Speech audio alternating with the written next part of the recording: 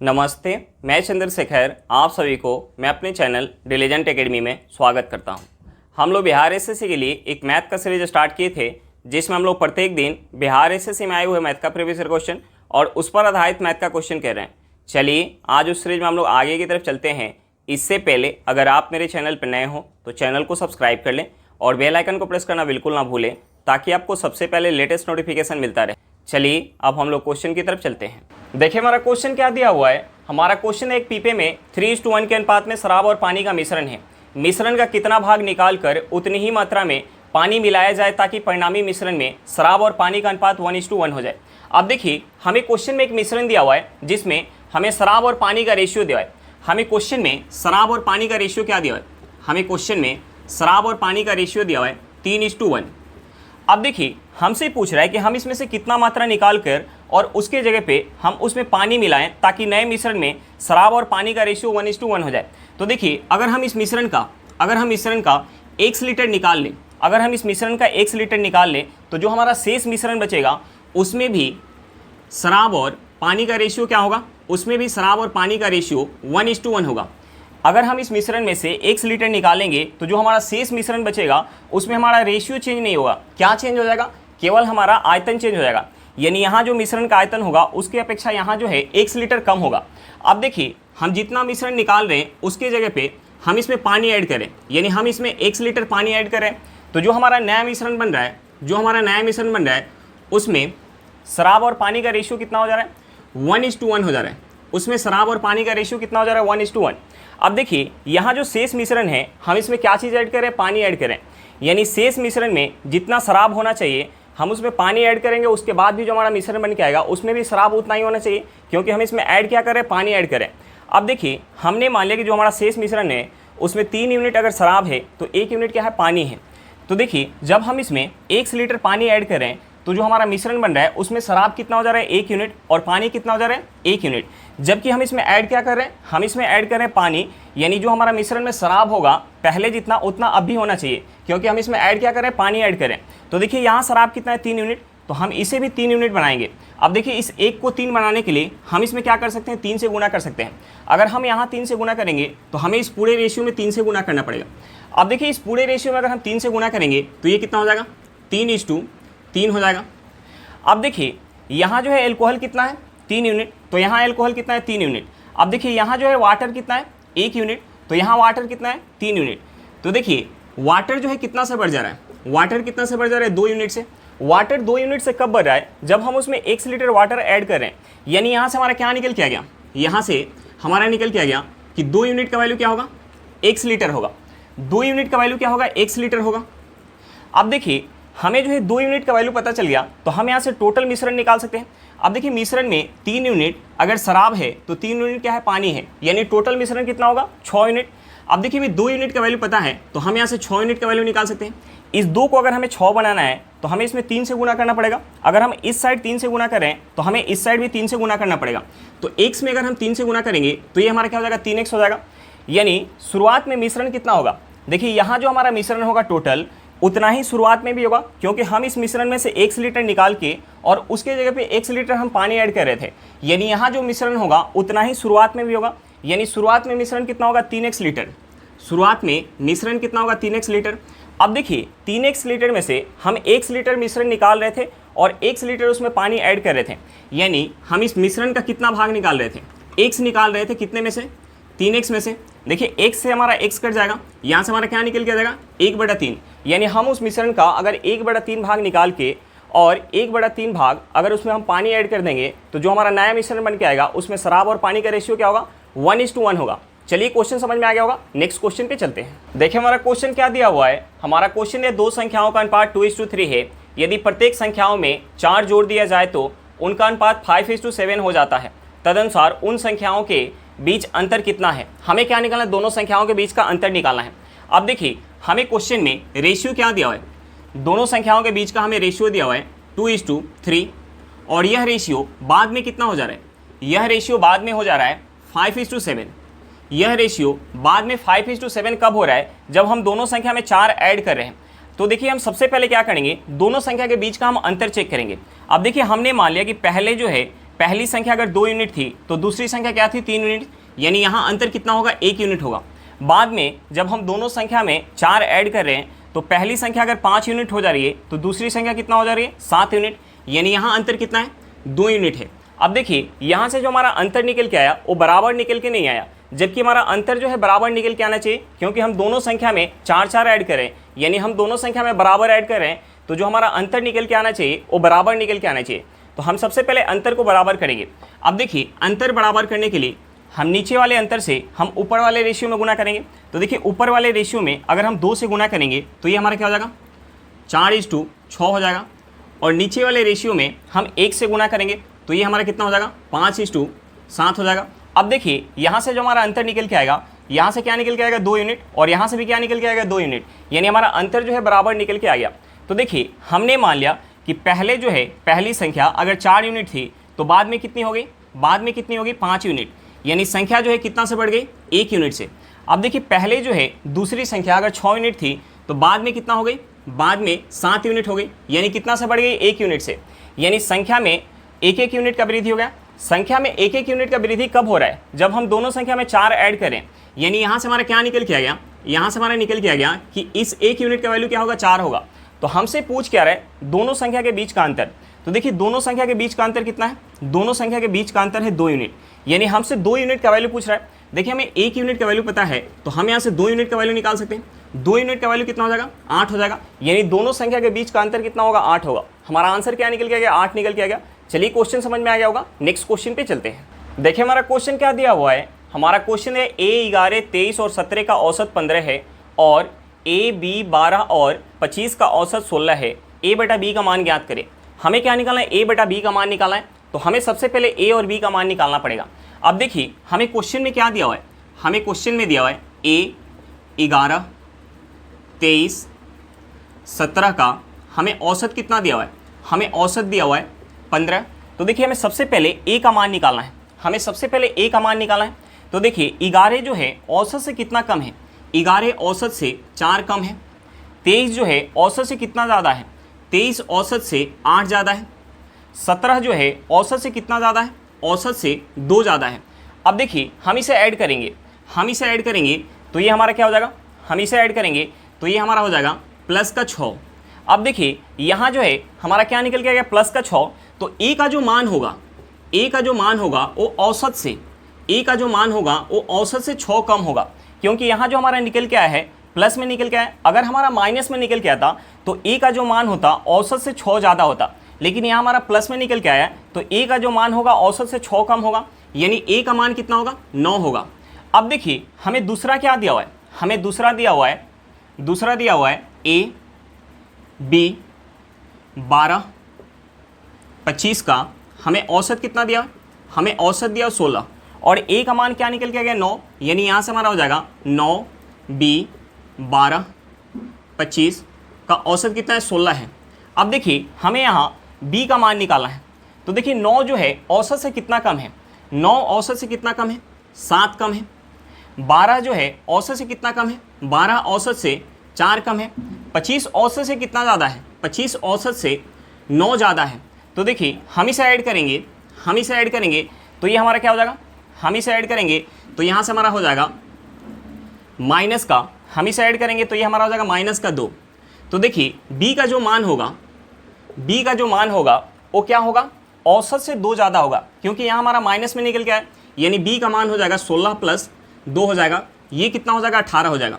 अब देखिए हमें A और B का मान पता चल गया, तो हमसे पूछ क्या रहा है, हमसे पूछ रहा है A बटा B, हमसे पूछ क्या रहा है A बटा B। तो देखिए A क्या है हमारा 9 है, B क्या है 18 है, तो 9 बटा 18 क्या हो जाएगा हमारा, 9 से अगर हम 18 को काटेंगे तो ये 2 बार में जाएगा, यानी यहाँ से हमारा निकल के आ जाएगा 1 बटा 2, यानी A बटा B का मान क्या निकल के आ गया 1 बटा 2 निकल के आ गया। हमारा आंसर क्या निकल के आ गया 1 बटा 2 निकल के आ गया। चलिए क्वेश्चन समझ में आ गया होगा, नेक्स्ट क्वेश्चन पे चलते हैं। देखिए हमारा क्वेश्चन क्या दिया हुआ है, हमारा क्वेश्चन है A और B किसी कार्य को 18 दिन में पूरा कर सकते हैं, B और C उसी कार्य को 27 दिन में पूरा कर सकते हैं, A, B और C साथ मिलकर उसी कार्य को 12 दिन में पूरा कर सकते हैं, A और C उसी कार्य को कितने समय में पूरा कर सकते हैं। तो देखिए हम सबसे पहले क्या करेंगे, जो ये हमारा समय दिया हुआ है हम उस समय का एलसीएम निकालेंगे। देखिए हमारा समय क्या दिया हुआ है, हमारा समय दिया हुआ है 18 दिन, दूसरा समय क्या दिया 27 दिन, और तीसरा समय क्या दिया 12 दिन। तो हम सबसे पहले इन तीनों समय का हम एलसीएम निकालेंगे। तो देखिए 18, 27 और 12 का हम एलसीएम निकालेंगे तो एलसीएम हमारा क्या निकल के आ जाएगा, 18, 27 और 12 का हम एलसीएम निकालेंगे तो एलसीएम हमारा निकल के आ जाएगा 108। अब देखिए हम टोटल वर्क को मान लेंगे 108 यूनिट, हम टोटल वर्क को मान लेंगे 108 यूनिट। अब देखिए 108 यूनिट काम जब ए और बी साथ में मिलके कर रहे हैं, ए प्लस बी कर रहे हैं तो कितना समय लग रहा है, 18 दिन का। जब 108 यूनिट काम को बी और सी मिलके कर रहे हैं तो कितना समय लग रहा है, 27 दिन का। और जब 108 यूनिट काम को ए, बी और सी साथ में मिलके कर रहे हैं तो कितना समय लग रहा है, 12 दिन का समय लग रहा है। तो देखिए हम यहाँ से इफिशिएंसी निकाल सकते हैं। ए और बी 18 दिन में अगर 108 यूनिट काम करें तो एक दिन में कितना काम करेंगे, 6 यूनिट। बी और सी अगर 27 दिन में 108 यूनिट काम करें तो एक दिन में कितना काम करेंगे, 4 यूनिट। ए, बी और सी 12 दिन में अगर 108 यूनिट काम करें तो एक दिन में कितना काम करेंगे, 9 यूनिट।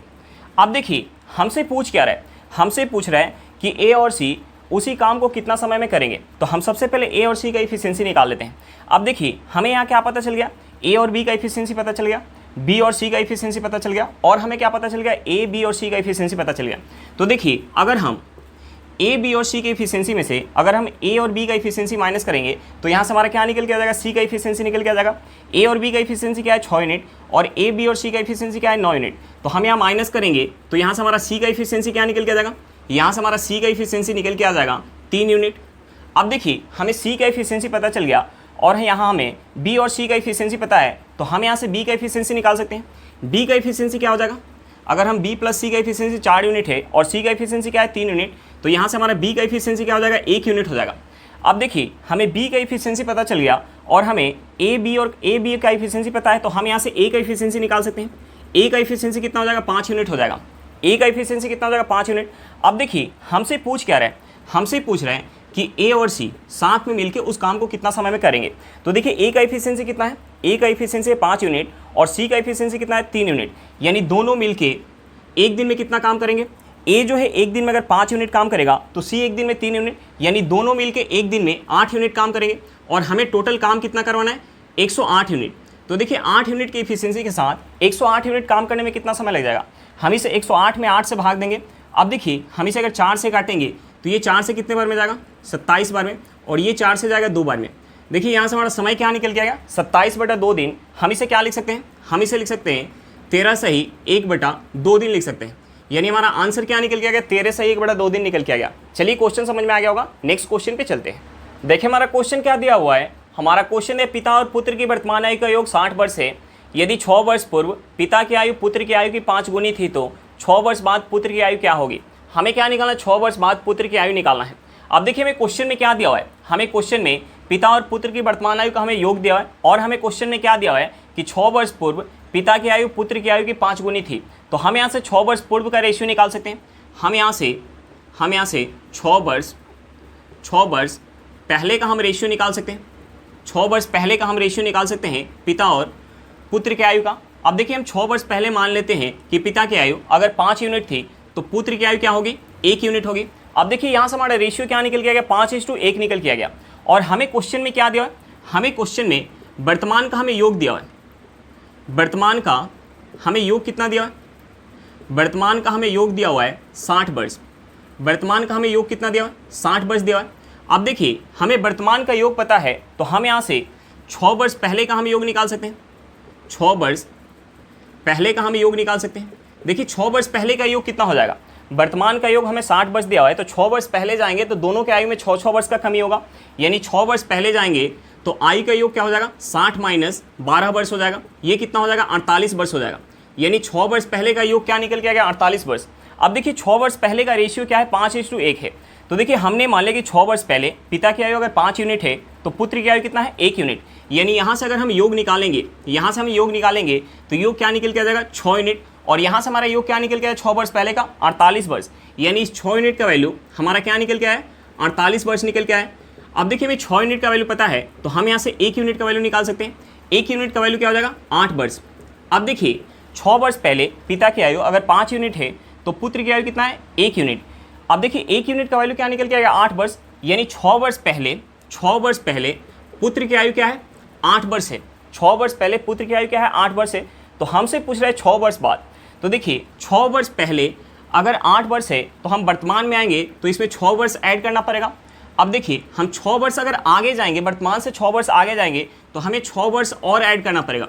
तो हम इसे ऐड करेंगे तो ये हमारा क्या हो जाएगा 20 वर्ष, यानी 6 वर्ष बाद पुत्र की आयु क्या हो जाएगी 20 वर्ष हो जाएगी। हमारा आंसर क्या निकल के आ गया 20 वर्ष निकल के आ गया। चलिए क्वेश्चन समझ में आ गया होगा, नेक्स्ट क्वेश्चन पे चलते हैं। देखिए हमारा क्वेश्चन क्या दिया हुआ है। हमारा क्वेश्चन यदि √2 के पावर x = 256 है तो x का मान क्या होगा। हमें क्या निकालना है, x का मान निकालना है। अब देखिए हमें क्वेश्चन में क्या दिया हुआ है, हमें क्वेश्चन में दिया है √2 के पावर x = 256 दिया हुआ है। तो देखिए हम सबसे पहले क्या करेंगे, दोनों साइड हम स्क्वायर करेंगे। अब देखिए दोनों साइड स्क्वायर करेंगे तो यहाँ से हमारा क्या हो जाएगा 2 के पावर x = 256 × 256 हो जाएगा। अब देखिए हम यहाँ से इसे क्या लिख सकते हैं, हम इसे लिख सकते हैं 2 के पावर x = इस 256 को हम क्या लिख सकते हैं, हम इसे लिख सकते हैं 2 के पावर 8 × हम इसे क्या लिख सकते हैं 2 के पावर 8। अब देखिए मल्टीप्लाई में जब हमारा बेस सेम हो तो पावर क्या होता है, ऐड होता है। यानी हम यहाँ से लिख सकते हैं, हम यहाँ से इसे लिख सकते हैं 2 के पावर x, हम यहाँ से इसे लिख सकते हैं 2 के पावर x = ये हमारा हो जाएगा 2 के पावर 16 हो जाएगा। अब देखिए जब इक्वल में हमारा बेस इक्वल हो तो पावर भी क्या होता है, इक्वल होता है। यानी यहाँ से हमारा x = क्या हो जाएगा, यहाँ से हमारा x = हो जाएगा 16, यानी हमारा आंसर क्या निकल के आ गया 16 निकल के आ गया। चलिए क्वेश्चन समझ में आ गया होगा, नेक्स्ट क्वेश्चन पे चलते हैं। देखिए हमारा क्वेश्चन क्या दिया हुआ है। हमारा क्वेश्चन है दो व्यक्ति किसी दूरी को क्रमशः 5 किलोमीटर पर घंटा तथा 4 किलोमीटर पर घंटा की गति से चलकर तय करते हैं। पहला व्यक्ति उस दूरी को दूसरे व्यक्ति से 10 मिनट पहले तय कर लेता है तो तय की गई दूरी कितनी है। हमें क्या निकालना, तय की गई दूरी निकालना है। अब देखिए हमें क्वेश्चन में क्या दिया हुआ है, हमें क्वेश्चन में दो व्यक्ति का हमें स्पीड दिया हुआ है और हमें क्वेश्चन में दिया कि पहला व्यक्ति उस दूरी को तय करने में दूसरे व्यक्ति से 10 मिनट कम समय लेता है। तो हमसे दूरी पूछ रहा है। तो देखिए अगर हमें पता चल जाए कि पहला व्यक्ति को उस दूरी को तय करने में कितना समय लग रहा है, या हमें ये पता चल जाए कि दूसरा व्यक्ति को उस दूरी को तय करने में कितना समय लग रहा है, तो हमें दोनों का स्पीड दिया हुआ है तो हम वहाँ से डिस्टेंस निकाल सकते हैं। अब देखिए हम समय कैसे निकाल सकते हैं, पहला व्यक्ति जितना दूरी जा रहा है 5 किलोमीटर पर घंटा की स्पीड से, उतना ही दूरी दूसरा व्यक्ति 4 किलोमीटर पर घंटा की स्पीड से जा रहा है। यानी डिस्टेंस क्या हमारा फिक्स है। तो देखिए जब हमारा डिस्टेंस फिक्स होता है तो एक हमारा कंसेप्ट होता है कि जो हमारा स्पीड का रेशियो होगा उसका अपोजिट हमारा क्या होगा, टाइम का रेशियो होगा। तो देखिए डिस्टेंस यहाँ फिक्स है और हमें दोनों का स्पीड दिया है तो हम यहाँ से दोनों के स्पीड का रेशियो निकाल सकते हैं। हम यहाँ से दोनों के स्पीड के रेशियो निकाल सकते हैं। अब देखिए पहला व्यक्ति का स्पीड क्या है 5 किलोमीटर पर घंटा और दूसरा व्यक्ति का स्पीड क्या है 4 किलोमीटर पर घंटा। यानी यहाँ से हमारा स्पीड का रेशियो क्या हो जाएगा, स्पीड का रेशियो हो जाएगा 5:4 हो जाएगा। अब देखिए हमें स्पीड का रेशियो पता चल गया तो हम यहाँ से टाइम का रेशियो निकाल सकते हैं। डिस्टेंस हमारा क्या है, डिस्टेंस क्या है फिक्स है, तो जो हमारा स्पीड का रेशियो होगा उसका अपोजिट हमारा क्या होगा, टाइम का रेशियो होगा। यानी टाइम का रेशियो हो जाएगा 4:5 हो जाएगा। यानी पहले व्यक्ति को उस दूरी को तय करने में अगर 4 यूनिट समय लग रहा होगा तो दूसरे व्यक्ति को कितना समय लग रहा होगा 5 यूनिट। यानी पहले व्यक्ति को दूसरे व्यक्ति से कितना कम समय लग रहा है 1 यूनिट, जबकि हमें क्वेश्चन में क्या दिया है कि 10 मिनट कम समय लग रहा है। यानी इस 1 यूनिट का वैल्यू हमें क्वेश्चन में क्या दिया है, इस 1 यूनिट का वैल्यू हमें क्वेश्चन में 10 मिनट दिया। अब देखिए हमें 1 यूनिट का वैल्यू पता चल गया तो हम यहाँ से दोनों का समय निकाल सकते हैं। देखिए हम किसी एक का समय निकाल के अगर हम उसके स्पीड से गुणा करेंगे तो हमारा क्या निकल के आ जाएगा, डिस्टेंस निकल के आ जाएगा। तो हम यहाँ से इस 5 यूनिट का वैल्यू निकाल लेते हैं। देखिए 5 यूनिट का वैल्यू क्या हो जाएगा, 1 यूनिट का वैल्यू 10 मिनट है तो 5 यूनिट का वैल्यू क्या हो जाएगा 50 मिनट हो जाएगा। अब देखिए दूसरे व्यक्ति को उस दूरी तय करने में कितना समय लग रहा है, 50 मिनट का समय लग रहा है और हमें स्पीड क्या दिया हुआ है, हमें स्पीड दिया हुआ है 4 किलोमीटर पर घंटा। तो हम यहाँ से डिस्टेंस निकाल सकते हैं। डिस्टेंस निकालने के लिए हम स्पीड में अगर समय से गुणा करेंगे तो हमारा डिस्टेंस निकल के आ जाएगा। अब देखिए हमें स्पीड किलोमीटर पर घंटा में दिया है और जो हमारा समय निकल के आया है वो मिनट में निकल के आया है, तो हमें इस समय को घंटा में चेंज करना पड़ेगा। तो देखिए घंटा में चेंज करने के लिए हम इसमें क्या करेंगे, हम इसमें 60 से भाग देंगे। तो देखिए यहाँ से हमारा 0 से 0 कट जाएगा। हम इसे अगर 2 से काट ले तो ये 2 से 2 बार में जाएगा, ये 2 से 3 बार में जाएगा। यहाँ से हमारा क्या निकल के आ जाएगा, यहाँ से हमारा निकल के आ जाएगा 10/3 किलोमीटर। यहाँ से हमारा क्या हो जाएगा 10/3 किलोमीटर। 10/3 किलोमीटर को हम क्या लिख सकते हैं, हम इसे लिख सकते हैं 3 सही 1/3 किलोमीटर लिख सकते हैं। यानी दूरी क्या निकल के आ गया, 3 सही 1/3 किलोमीटर निकल के आ गया। चलिए क्वेश्चन समझ में आ गया होगा, नेक्स्ट क्वेश्चन पे चलते हैं। देखिए हमारा क्वेश्चन क्या दिया हुआ है। हमारा क्वेश्चन यदि एक भिन्न के अंश में 20% तथा हर में 25% वृद्धि कर दी जाए तो इससे प्राप्त भिन्न 3/5 है। मूल भिन्न क्या है, हमें क्या निकालना है, मूल भिन्न निकालना है। तो हम मूल भिन्न को कुछ मान लेते हैं। देखिए हमने मान लिया कि जो हमारा मूल भिन्न है x/y है। हमने मान लिया कि जो हमारा मूल भिन्न है x बटा वाई है। तो देखिए हमें क्वेश्चन में क्या दिया हुआ है, हमें क्वेश्चन में दिया हुआ है कि अंश में 20%, अंश में अगर हम 20% का वृद्धि कर दें तो ये कितना हो जाएगा, x का 120% हो जाएगा, और हर में 25%, यानी हर में अगर हम 25% का वृद्धि कर दें तो ये हमारा क्या हो जाएगा, y का 125% हो जाएगा। तो यहाँ से जो हमें भिन्न प्राप्त हो रहा है वो हमें क्वेश्चन में क्या दिया हुआ है, हमें क्वेश्चन में दिया हुआ है 3/5। अब देखिए हम इस इक्वेशन से x बटा वाई निकाल सकते हैं। यहाँ से हमारा परसेंटेज से परसेंटेज कट जाएगा, हम इसे अगर 5 से काट ले तो ये 5 से जाएगा 24 बार में, और ये 5 से कितने बार में जाएगा, ये 5 से जाएगा 25 बार में। अब देखिए हम यहाँ से अगर क्रॉस गुना कर ले तो यहाँ से हमारा x बटा वाई क्या हो जाएगा, यहाँ से हमारा x बटा वाई हो जाएगा 3 गुने 25 बटा क्या हो जाएगा, ये हमारा हो जाएगा 24 गुने 5। अब देखिए इस 3 से अगर हम 24 को काटेंगे तो ये 8 बार में जाएगा, इस 5 से अगर हम 25 को काटेंगे तो ये 5 बार में जाएगा, यानी यहाँ से हमारा क्या निकल के आ गया, 5/8 निकल के आ गया। मूल भिन्न क्या निकल के आ गया, 5/8 निकल के आ गया। हमारा आंसर क्या निकल के आ गया, 5/8 निकल के आ गया। चलिए क्वेश्चन समझ में आ गया होगा, नेक्स्ट क्वेश्चन पे चलते हैं। देखिए हमारा क्वेश्चन क्या दिया हुआ है, हमारा क्वेश्चन है रवि कुछ टॉफियाँ 1 रुपये की 2 की दर से खरीदता है और उन्हें 1 रुपये की 5 की दर से बेचता है, उसकी हानि का प्रतिशत ज्ञात करे। हमें क्या निकालना है, हानि का प्रतिशत निकालना है।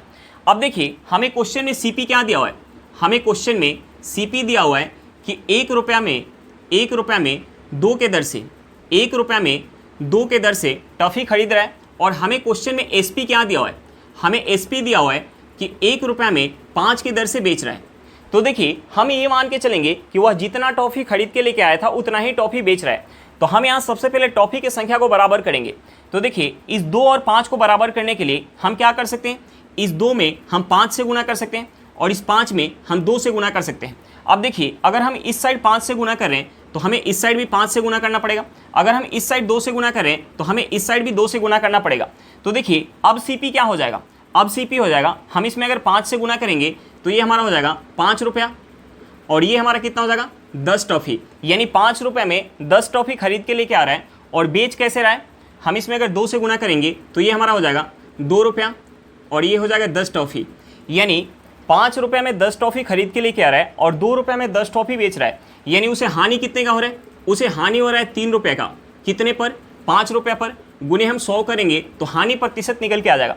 अब देखिए इस 5 से 100 कितने बार में जाएगा, 20 बार में। 20 में अगर हम 3 से गुना करेंगे तो ये हमारा हो जाएगा 60%, यानी हानि प्रतिशत क्या निकल के आ गया, 60% निकल के आ गया। चलिए क्वेश्चन समझ में आ गया होगा, नेक्स्ट क्वेश्चन पे चलते हैं। देखिए हमारा बोर्ड मास के ऊपर आधारित सिंप्लीफिकेशन दिया हुआ है, हम इस सिंप्लीफिकेशन को सॉल्व करते हैं। अब देखिए बोर्ड मास में सबसे पहले हम ब्रैकेट के अंदर सॉल्व करते हैं।